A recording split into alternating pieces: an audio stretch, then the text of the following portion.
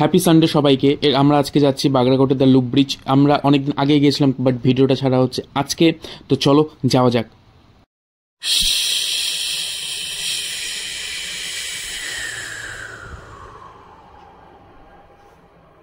আমাদের বাদিকে মহাকাল বাবাকে প্রণাম করে আমরা এগিয়ে যাচ্ছি।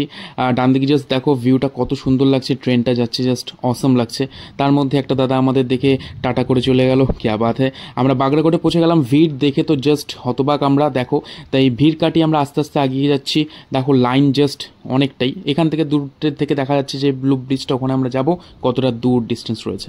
তো at last Bagrakote picnic spot থেকে ডান দিকে যে রাস্তা চলে গেছে, কাঁচা রাস্তা, সেদিক দিয়ে তোমরা যেতে পারো, অথবা আর্মি ক্যাম্পের সামনে তোমরা যেতে পারো, যেদিক দিয়ে যাবার রাস্তা খুব খারাপ। অ্যাট লাস্ট আমরা পৌঁছে গেলাম সেই মেন রাস্তাতে। রাস্তা খুবই, এইসব রাস্তা খুবই ভালো করেছে।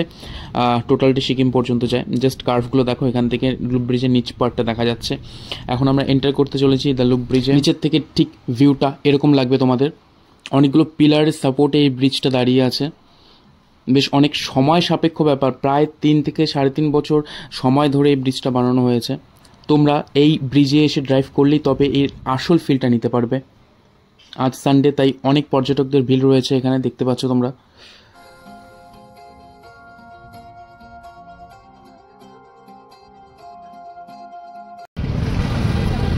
এই সেই বিখ্যাত ব্রিজ, যেটা দেখার জন্য এত দূর থেকে আসা।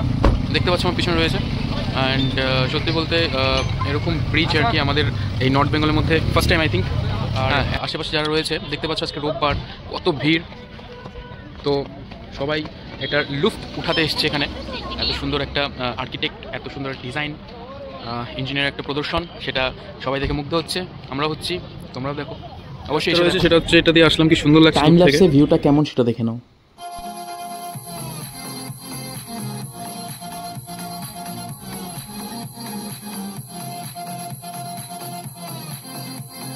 কিছুদিন আগের ভারী বৃষ্টিতে ব্রিজের সাইডগুলো কিছুটা অংশ ভেঙে গিয়েছে, বাট সেগুলো রিকভারি করা হয়েছে। তোমরা হয়তো দেখেছো সোশ্যাল মিডিয়াতে, তো ভয়ের এখন কোনো কারণ নেই।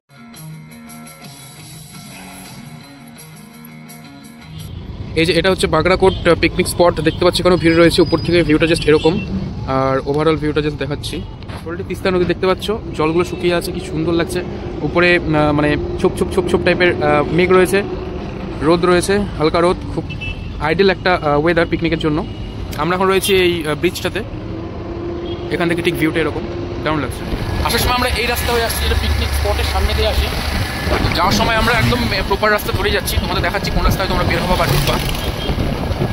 এদিকে নয়, নো এন্ট্রি লেখা আছে। এই রাস্তা হয়ে আমরা এখন নিচের দিকে নামছি আর কি। হালকা ফরেস্টের মাঝখান দিয়ে যেতে হবে। সামনে যে ক্যাম্পটা রয়েছে, ক্যাম্পের সামনে দিয়ে উঠবে এটা।